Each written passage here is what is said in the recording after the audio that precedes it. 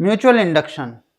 Mutual induction का basic मतलब ही यही है कि जब हम एक कॉइल में करंट को फ्लो करें तो दूसरे कॉइल में करंट इंड्यूस होना चाहिए। इसमें और सेल्फ इंडक्शन में यही फर्क है। जैसा कि हमने देखा था सेल्फ इंडक्शन में हमारा कहना था कि जिस कॉइल में करंट का फ्लो करेंगे उसी में ईएमएफ इंड्यूस होना है, उसी में इंड्यूस करंट मिलना है, सेम कॉइल में। जबकि म्यूचुअल इंडक्शन में हमने दो कॉइल को रखा, अब एक में करंट को चेंज किया तो इसका मैग्नेटिक फ्लक्स दूसरे कॉइल में जाएगा और दूसरे कॉइल में से करंट इंड्यूस होने लगेगा। देखते हैं क्या कहना हो रहा है। Whenever the current passing through a coil or circuit changes, magnetic flux link with the neighboring coil or circuit will also changes। ठीक है, यही कहना चाह रहे हैं। यहां पर हम लोग चेंज कर रहे हैं, we are providing change। यहां पर हम चेंज कर रहे हैं और इसमें करंट को चेंज करने की वजह से यहाँ पर की जो मैग्नेटिक फील्ड लाइन है वो लगातार चेंज होगी, जो सेकंड कॉइल में लिंक होगी। इसकी वजह से सेकंड कॉइल में करंट इंड्यूस होगी। जैसा कि यहाँ पे हमने डेमोन्स्ट्रेशन में बताया हुआ है कि ये मैग्नेटिक फील्ड लाइन चेंज हो रही है, तो ये मैग्नेटिक फील्ड लाइन जब दूसरे कॉइल में जाएगी तो यहाँ पर हमें करंट इंड्यूस होता हुआ दिखेगा। हम लोग इससे करंट को चेंज कर रहे हैं।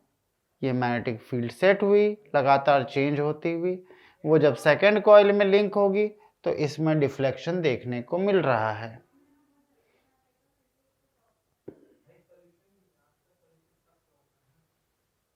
डिफ्लेक्शन देखने को मिल रहा है। Hence the EMF will be induced in the neighboring coil or circuit. This phenomena is called mutual induction। The coil or circuit in which the current changes is called primary। ये वाला coil, this is called primary, और जिसमें EMF induce हो रहा है इस coil को हम लोग बोलेंगे सेकेंडरी। यहाँ पर इस कॉइल में हम करंट भेज रहे हैं तो ये है प्राइमरी कॉइल, और इस कॉइल में EMF इंड्यूस हो रहा है, करंट इंड्यूस हो रही है, ये कहलाएगी secondary coil. In case of mutual inductance of two coils situated close to each other, तो total flux link phi and 2 phi with the second coil is proportional to current, तो जैसे हमने sign of proportionality हटाते हैं तो N2 phi 2 equal M into I। यहाँ पर M is called mutual inductance. If पहले वाले कॉइल में नंबर ऑफ टर्न्स है N1, सेकेंड वाले कॉइल में नंबर ऑफ टर्न्स है N2, सेकेंड कॉइल में से लिंक होने वाला फ्लक्स है phi 2 और I1 is current through first coil या प्राइमरी कॉइल। तो M is mutual inductance between two coils arrangement. ये ऐसा नहीं होता कि एक कॉइल का अरेंजमेंट है, ये दोनों कॉइल के कॉम्बिनेशन का कहलाता है, दोनों का जो कंबाइन है दिस इज म्यूचुअल इंडक्टेंस। ऐसा नहीं है कि कॉइल 1 की वजह से 2 पर या फिर कॉइल 2 के वजह से 1 पर, ऐसा हम लोग कुछ नहीं बोलेंगे। ये 1 और 2 दोनों का म्यूचुअल इंडक्टेंस कहलाएगा। According to Faraday's second law, EMF induced in the secondary E equal minus N D phi by D T, और फाई के जगह पर हम लोग लिखते हैं N2 phi 2 के जगह पर हम लोगों का कहना होता है M इंटू आई। इसीलिए हम लोगों ने लिखा इसको E2 equal minus M D I by D T. If D I by D T is 1 ampere तो फिर हम लोग कहेंगे E2 equal M। If D I by D T this is 1 तो E2 इक्वल M। ठीक है, इससे हम लोग स्टेट करेंगे कि coefficient of mutual inductance is equal to the EMF induced only when rate of change of current in primary coil is unity. Unit and dimensional formula of M is similar to that of self inductance L. इसमें कोई भी change हम लोग नहीं रखते हैं। अब हम लोग बोलते हैं डिपेंडेंस ऑफ म्यूचुअल इंडक्टेंस। सबसे पहले जैसा कि हमारे पास का एक्सप्रेशन ही है उसके अकॉर्डिंग ही पता लगता है। सेल्फ इंडक्टेंस में एन स्क्वायर पे डिपेंड करता था, यहाँ पर N1 एंड N2 दोनों पर डिपेंड करेगा, क्योंकि सपोज N1 में हमने करंट भेजा है तो magnetic field produced depends on N1 and magnetic flux link in second is depends on N2। इसी तरह से N1 और N2 पर डिपेंड होना मतलब ये सेल्फ इंडक्टेंस N1 और N2 पर भी डिपेंड, L1 और L2 पर भी डिपेंड करेंगे। क्यों? क्योंकि हमने बोला था L proportional to N square. Area of cross section of coil, बिल्कुल ये जितने एरिया में से फ्लक्स लिंक होगा वो मैटर करता है। और नेक्स्ट है हमारे पास में मीडियम। मीडियम जो है, जो कॉइल के बीच का मीडियम है जिसमें मैग्नेटिक फील्ड लाइन ट्रेवल करेगी, उस पर भी ये डिपेंड करती है। डिस्टेंस बिटवीन टू कॉइल, क्योंकि एक कॉइल से दूसरे कॉइल की डिस्टेंस पर मैग्नेटिक फील्ड इंटेंसिटी डिपेंड करेगी, मतलब उसकी वजह से फ्लक्स चेंज होगा। यदि दो कॉइल पास में है तो फ्लक्स ज़्यादा लिंक करेंगे, और यदि सेपरेशन ज़्यादा है तो फ्लक्स कम लिंक करेंगे। नेक्स्ट है ओरिएंटेशन, कि पहले वाले कॉइल के रेस्पेक्ट में दूसरा वाला कॉइल कैसे लगाया गया है। सपोज पहले वाले कॉइल से निकलने वाली फील्ड लाइन ज़्यादा से ज़्यादा एरिया में से पास करेगी तो वहाँ पर ईएमएफ इंड्यूस ज़्यादा होगा, और पहले वाले कॉइल से निकलने वाली फील्ड लाइन सेकेंड कॉइल में मिनिमम पास करेगी। ये डिपेंड करता है कॉइल के ओरिएंटेशन पे कि कॉइल को कैसे रखा गया है, और ये सारी चीजों से मिलकर बनता है एक term, this is called coupling factor. ये प्राइमरी और सेकेंडरी कॉइल के ओरिएंटेशन इन सभी चीजों पर डिपेंड करता है और बताता है कि म्यूचुअल इंडक्टेंस की वैल्यू कितनी होती है। Calculation of mutual inductance between two coils. अब हम लोग दो कॉइल को एक दूसरे के पास रखते हैं और उससे देखते हैं म्यूचुअल इंडक्टेंस की वैल्यू कितनी आती है। हमारा कहना हुआ N2 ∅2 इक्वल Mi1, और इसीलिए M equal N2 ∅2 M equal N2 ∅2 upon I, and phi equal B into A, N2 into B into A upon I। और इससे हम लोग कंक्लूड करते हैं कि suppose to concentric coplanar circular coil हो तो मैग्नेटिक फील्ड किस तरह से जनरेट होगी और इंड्यूस करंट कैसे बनेगा।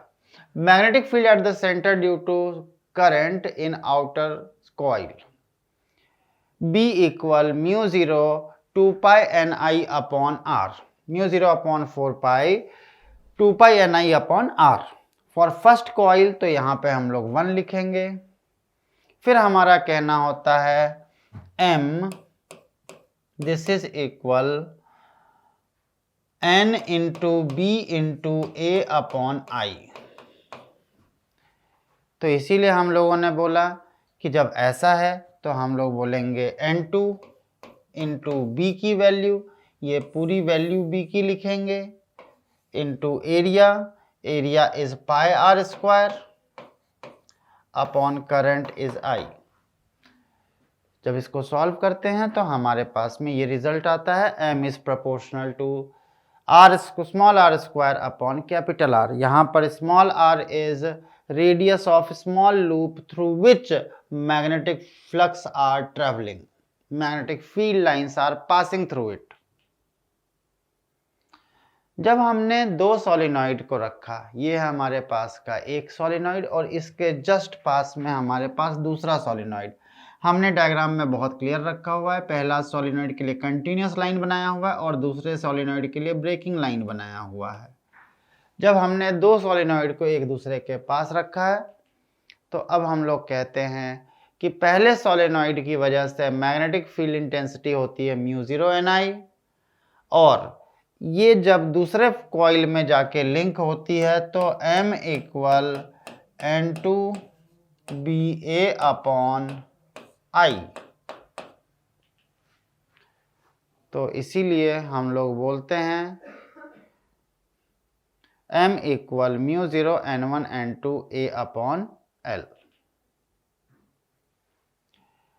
To concentric coplanar square coil, हमारा कहना होता है कि जब हमारे पास का एक कॉइल ये है बाहर वाला, दूसरा कॉइल अंदर वाला है, बाहर वाले की साइड लेंथ कैपिटल L, छोटे वाले की साइड लेंथ स्मॉल l, तो जब हम मैग्नेटिक फील्ड बड़े वाले कॉइल की वजह से जिसमें हमने I1 करंट को फ्लो किया है, इसमें हम यदि बात करते हैं कि करंट की मैग्नेटिक फील्ड की वैल्यू क्या होगी, तो B1 इक्वल μ0/4 पाई 8√2 N1 I1/L, N1 I1/L, यहाँ पे L इज साइड लेंथ।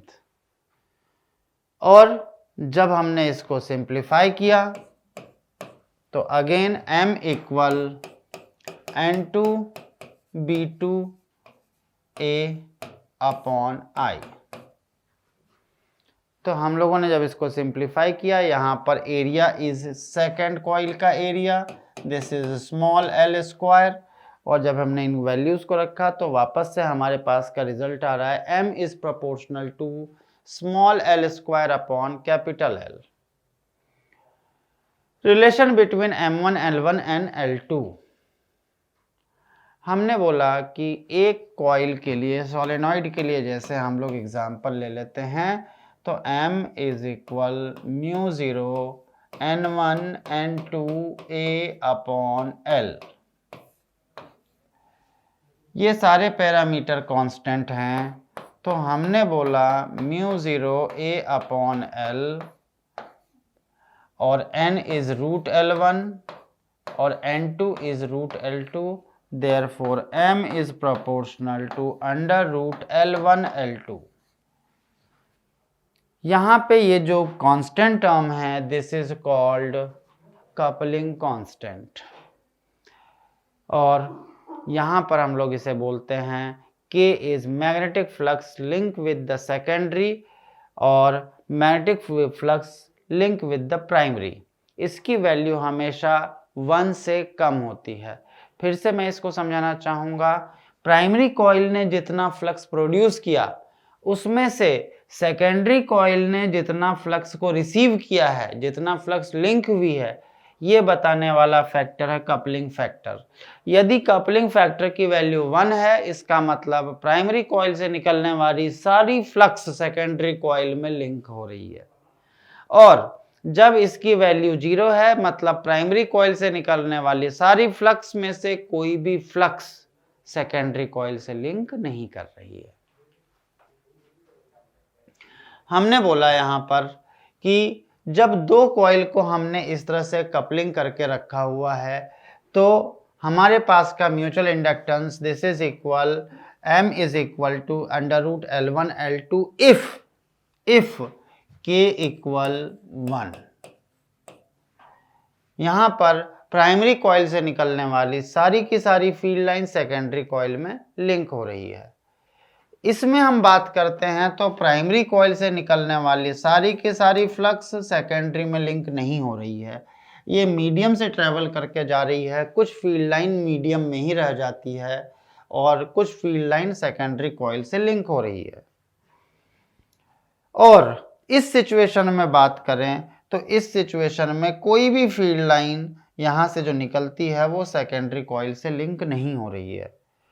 यहाँ पर से जैसे एक रे डायग्राम से मैं आप लोगों को बना के बताऊं, तो फील्ड लाइन के लिए डायग्राम बना के बताऊंगा, तो आप देख रहे हैं कि एरिया वेक्टर, कॉइल का एरिया वेक्टर और मैग्नेटिक फील्ड लाइन दोनों एक दूसरे के परपेंडिकुलर है, तो इसीलिए phi equal B A cos theta cos 90. Therefore we can say that flux linkage is 0, मतलब coupling factor is 0. Combination of inductance, जिस तरह से रेजिस्टेंस के कॉम्बिनेशन होते हैं सीरीज एंड पैरेलल, इंडक्टेंस के भी कॉम्बिनेशन बिल्कुल सेम होते हैं। Number 1 series combination. Series combination में हम लोगों का कहना होता है कि एक इंडक्टर और दूसरा इंडक्टर, जो करंट पहले वाले इंडक्टर में जाएगी वही करंट दूसरे वाले इंडक्टर में जाएगी। तो in series grouping current is same through all inductor. यहाँ पर हमने देखा भी है इस सर्किट में करंट जो है वो सेम पास करेगी, current is same in same direction and same current is passing through it. और जब हमने इस सर्किट को कुछ इस तरह से रखा, तो अभी यहाँ पर इन दोनों सर्किट में हम लोग जरा कंपेयर करते हैं कि यहाँ पर दोनों की मैग्नेटिक फील्ड एक दूसरे के फेवर में है, मतलब सेम डायरेक्शन में जा रही है, सेम डायरेक्शन में जा रही है। जबकि इस सिचुएशन में देखते हैं तो जब हमने करंट को इस तरह से फ्लो किया, इस कॉइल में करंट ऐसी जा रही है और फिर लौट कर इस कॉइल में करंट ऐसी आ रही है, जिसकी वजह से जो मैग्नेटिक फील्ड बन रही है उनकी डायरेक्शन। अब यहाँ पर दोनों कॉइल में से करंट का फ्लो हो रहा है, तो इन दोनों के सेल्फ इंडक्टेंस तो सीरीज में इफेक्टिव होंगे। Therefore L equivalent this is equal L1 plus L2। लेकिन अब इसके बाद में 1 एंड 2 मिला करके एक म्यूचुअल इंडक्टेंस कॉम्बिनेशन बनाते हैं, जो 1 की वजह से 2 में इंडक्टेंस प्रोड्यूस हुआ, this is M। And again second coil की वजह से फर्स्ट में म्यूचुअल इंडक्टेंस प्रोड्यूस हुआ, this is again M। Therefore L equivalent this is equal L1 plus L2 plus 2M। लेकिन अब जरा सेकेंड अरेंजमेंट को देखते हैं, तो पहले कॉइल का self inductance L1, second coil का सेल्फ इंडक्टेंस L2। अब आगे इस कॉइल की वजह से सेकेंड कॉइल में, पहले वाले कॉइल की वजह से सेकेंड कॉइल में यहाँ पर म्यूचुअल इंडक्टेंस हो जाएगा, तो लेकिन करंट की डायरेक्शन क्योंकि अपोजिट है इसीलिए this will be minus M। अब सेकेंड कॉइल की वजह से फर्स्ट कॉइल में this is again minus M, क्योंकि करंट की डायरेक्शन अपोजिट है। Therefore L equivalent this is equal L1 plus L2 minus 2M। हम लोगों का कहना होता है पैरेलल कॉम्बिनेशन को लेकर। पैरेलल कॉम्बिनेशन कुछ इस तरह से अरेंज्ड हैं। पैरेलल कॉम्बिनेशन में जैसा कि ये दोनों पैरेलल में है, तो self inductance this is equal L1 L2 upon L1 plus L2, this is as similar as current electricity. लेकिन जब हम इसके म्यूचुअल इंडक्टेंस को भी देखते हैं, तो हम लोगों का कहना होता है L1 इंटू L2, यहाँ पर म्यूचुअल इंडक्टेंस एक दूसरे की वजह से M इंटू M मतलब माइनस M स्क्वायर, और यहाँ पर दोनों जो है वो एक दूसरे के साथ, तो यहाँ पे प्लस 2M। सेम हियर, यहाँ पर L1 L2 minus M square upon में L1 plus L2 minus 2M। तो ये दो हमारे पास का पैरेलल ग्रुपिंग का अरेंजमेंट है।